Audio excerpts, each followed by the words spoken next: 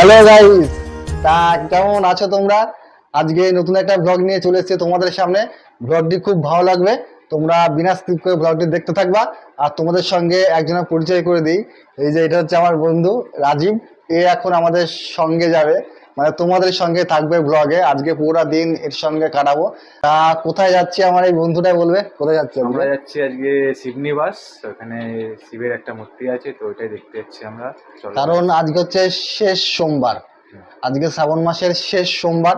তা ওখানে যত ভক্তরা জল ঢালবে বাবার মাথায়, অলরেডি কালকে চলে গিয়েছে। তা কালকে ব্লগটি আমাদের লেট হয়ে গেল, যে কারণে আমরা করতে পারিনি। তা আজকে ব্লগটা করছি, তোমরা ব্লগের সঙ্গে থেকো, আশা করছি তোমাদের খুব ভালো লাগবে। চলো দেখা হচ্ছে। একটা উঠলাম, ডান দিকে যাচ্ছে শিবনিবাস আর বাম দিকে চলে গেল কৃষ্ণগড়ের ভেতরে। তো আমরা রাইট সাইডে রাস্তা ধরলাম। ফিরছে অনেকে, যারা কালকে রাত্রে চলে গিয়েছে তাড়াতাড়ি, তারা এখন ফিরছে। আর এখনো যাচ্ছে কন্টিনিউ, এখন জল নিয়ে যাচ্ছে। যাচ্ছি গাইস এশিয়ার দ্বিতীয় বৃহত্তম শিবলিঙ্গ, যেটা হচ্ছে মাসদিয়ার একটু আগে শিবনিবাসটা। এদিকে পেট্রোল পাম্প, এখানে ধরবো না, সামনে আছে পেট্রোল পাম্প। ইয়েতে গৌড়াফাটা পেট্রোল পাম্প আছে, সেখান থেকে ফিল আপ করে নেবো। তোমরা এনজয় করতে থাকো ব্লগটি।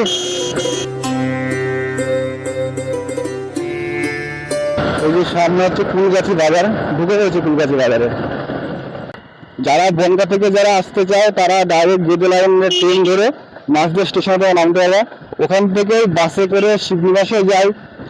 ভীমপুর থানার মধ্যে হচ্ছে আসাননগর, ভীমপুর প্লাস হচ্ছে এদিকে হচ্ছে শিবনিবাস। তার মধ্যে যত আছে সাতটা চৌগাছা, সব ভীমপুর থানার মধ্যে হচ্ছে।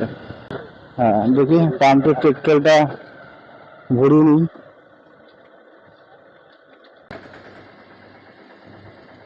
ওটা কেমন গাড়ি যাচ্ছে না হলো?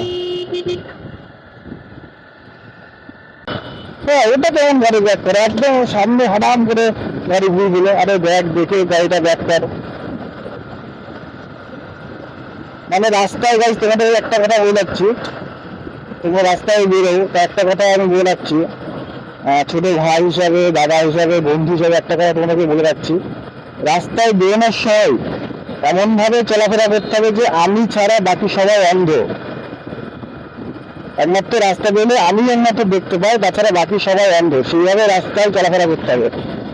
চন্দননগর বাজার পেলাম, চন্দননগর বাজার থেকে 1 কিলোমিটার পরে হচ্ছে আমাদের শিবনিবাসে যাওয়ার রাস্তাটা পড়বে রাইট সাইডে, আর সোজা বেরিয়ে যাবে বাসদিয়া, বুঝেছে?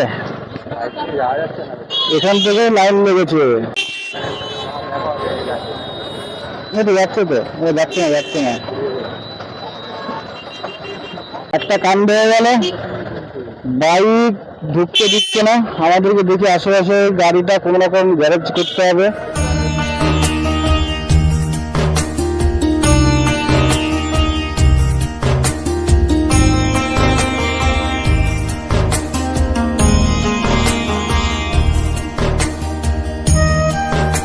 এই যে এটা হচ্ছে চূর্ণী নদী, চূর্ণী নদীর মধ্যে বাঁশের সাঁকো, ওপারে হচ্ছে শিবনিবাস। এই যে টিকিট কাউন্টার এখানটায়। চলো ওদিকটা যাওয়া যাক। এই যে বাঁশের সাঁকো দেখো,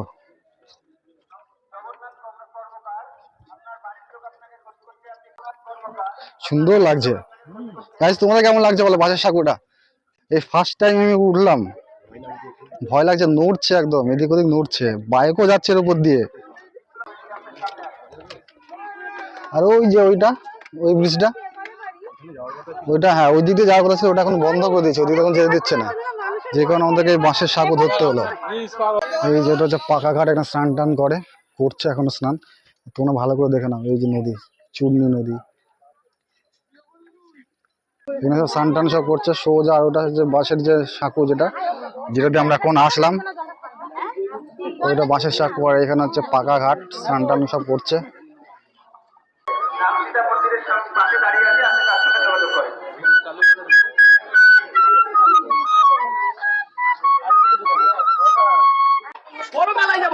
এই যে আমাদের সেই শিবনিবাস বড় মন্দির, চলো ভেতরে গিয়ে তোমাদের শিবলিঙ্গটা দেখানোর চেষ্টা করবো।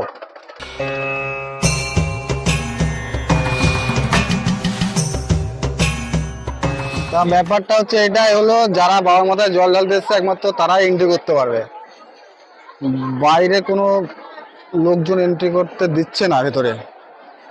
এই যে যা সবাই ঢুকেছে, সবাই বাবার মাথায় জল ঢালছে, এক এক করে বেরিয়ে আসছে।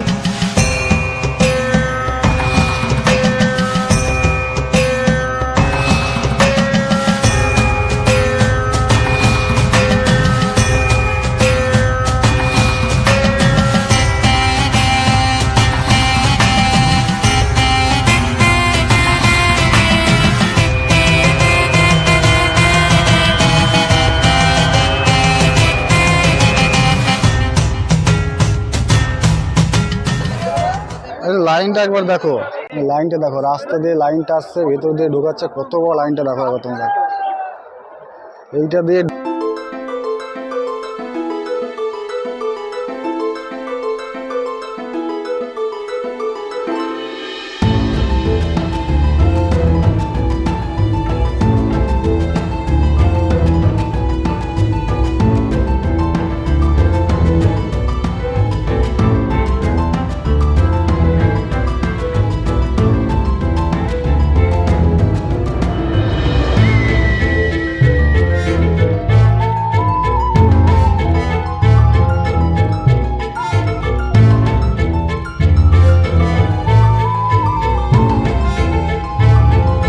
তা ব্লগটি এখানে শেষ করছি। ব্লগটি যদি ভালো লেগে থাকে লাইক করো, লাইক করে দিও একটু। সাবস্ক্রাইব করো, আর কমেন্ট তো অবশ্যই করবা, কমেন্টে অবশ্যই লিখে দেবা হর হর মহাদেব। আর ভিডিওটি শেয়ার করো, অতি অবশ্যই শেয়ার করো, তোমাদের বন্ধু বান্ধব আত্মীয় স্বজন যা আছে সব শেয়ার করে দাও। তা চলো, দেখা হচ্ছে নেক্সট ব্লগে। চলো, ভালো থেকো, সুস্থ থেকো, হর হর মহাদেব। চলো, দেখা হচ্ছে নেক্সট ব্লগে, খুব শিগগিরই ব্লগ নিয়ে আসছি। চলো।